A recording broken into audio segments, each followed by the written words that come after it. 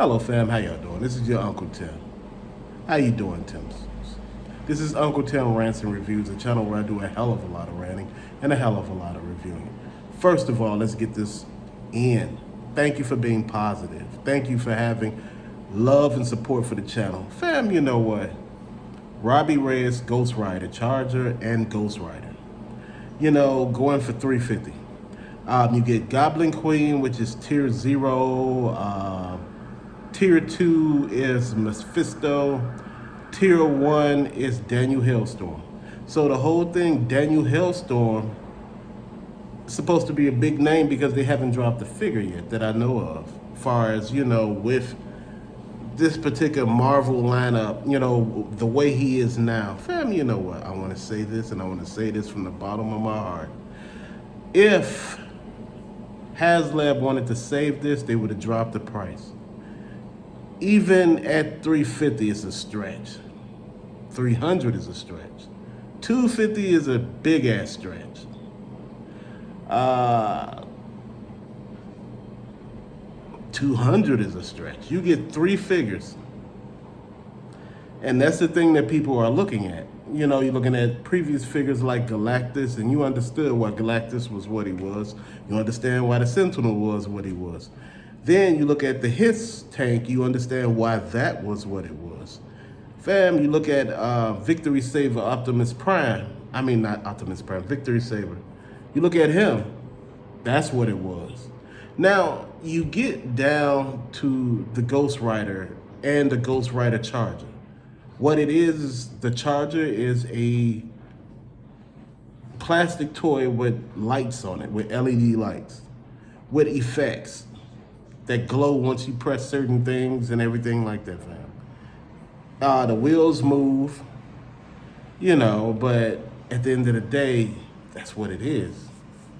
You know, like I said, you know, I know y'all looking at Unc, but see, the Ghost Rider make the 4th, you know, figure. You know, okay, I get that too. You add the Ghost Rider in, that's the 4th figure. But, you know, you get the Goblin Queen, Daniel Hellstrom, and Mephisto, and Ghost Rider. So you got 4 figures and a vehicle. The vehicle, at the most, fam, I could have went in with this one for either $250 or $300. I could have understood with the 4 figures, you could have said, hey, that add up to $100. The vehicle by itself is $200. Or you could have said, you know, these are limited edition figures, so probably $150 for all 4 of them, and $150 for the tank. That's where you would have got your $300 from. But see, no, they didn't look at it like this. They waited to the end to introduce Daniel Hellstrom. That would have probably helped boost this thing a little more because the figure is not in production that I know of with Marvel Legends. Probably in a 3/4. I think it was 1, but not of this particular stature, the way how people are marveling over it, saying how great it is. Fam, I get it. But we both know how Marvel is. It be an exclusive 1 minute, the next minute it be something totally different and a repaint later on, and you be mad as hell. I believe they should have dropped Daniel Hellstrom name first. And you could have got all of this out the way because most people thought the figure would be Blackheart. I figure sometimes you gotta suck it up and know what the hell you're doing and know what you're saying. I think they dropped the ball on this. I don't think they were thinking. I don't think the people behind the situation knew exactly what to do. You gotta know how to market stuff to collectors. Collectors are smart people. We have FOMO at times, whereas we like to bash it and, you know, be like, hey, look, I don't want it, but everybody else wants it, so that means I should get it. No. Fam, you know what? I'm gonna be honest here. It was cool until I seen the price as far as the Ghost Rider vehicle and everything else. I was trying to figure out what are you getting for that price tag. You know, the figures are great, don't get me wrong, they look fantastic, but the price tag on this is too high. Like I said, $200, $250, you have people on board. It's plastic, it's not die cast, there's no magnets to put Ghost Rider on the top of the car. Again, it's no RC components in the car, so basically no electrical points, whereas you could look at it and say, well, they got moving components Whereas this vehicle is moving, and you can see from all the work that they put into it, this is why they want this amount of money. Fam, come on. We all better than that. We all know better than that. We all been here before. We've been here for these Haslab things, and we're sitting here saying, look, enough is enough, fam. If you're gonna market it right, market all the figures in the beginning. That way people know what they're getting. And if you're gonna put a Haslab production thing into, it's in production, make sure you paint the damn thing for we know what the hell we getting, fam. I'm just sitting here just wondering, fam. I'm just wondering, why is it that the collector have to pay for every damn thing up front nowadays?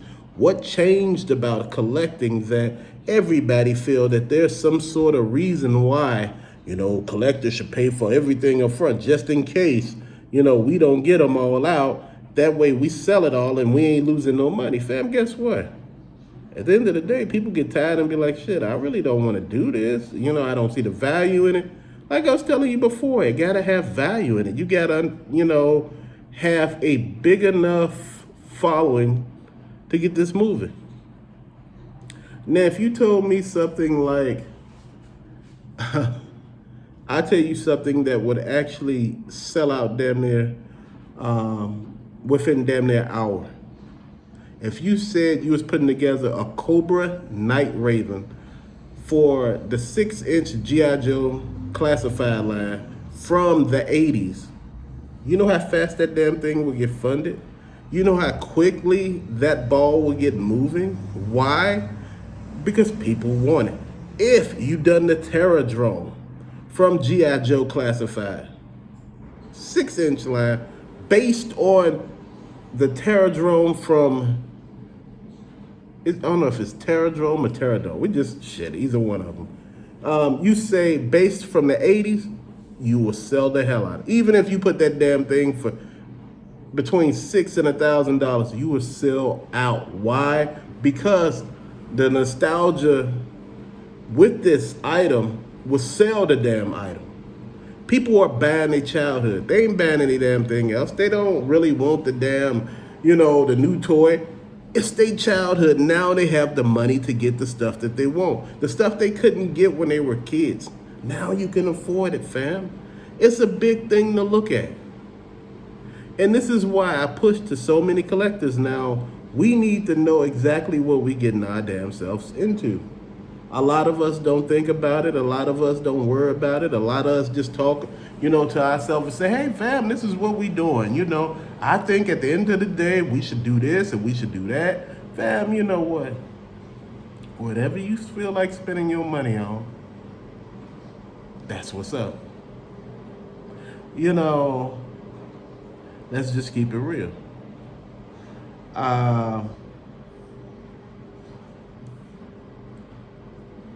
We do not know what's the thinking behind corporate execs, some of the people who work at Hasbro, people in the Haslab department.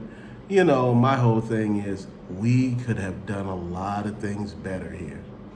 And this is not me slamming them. It's the price point that got a lot of people. When it was the price point that got me, I would have bought it.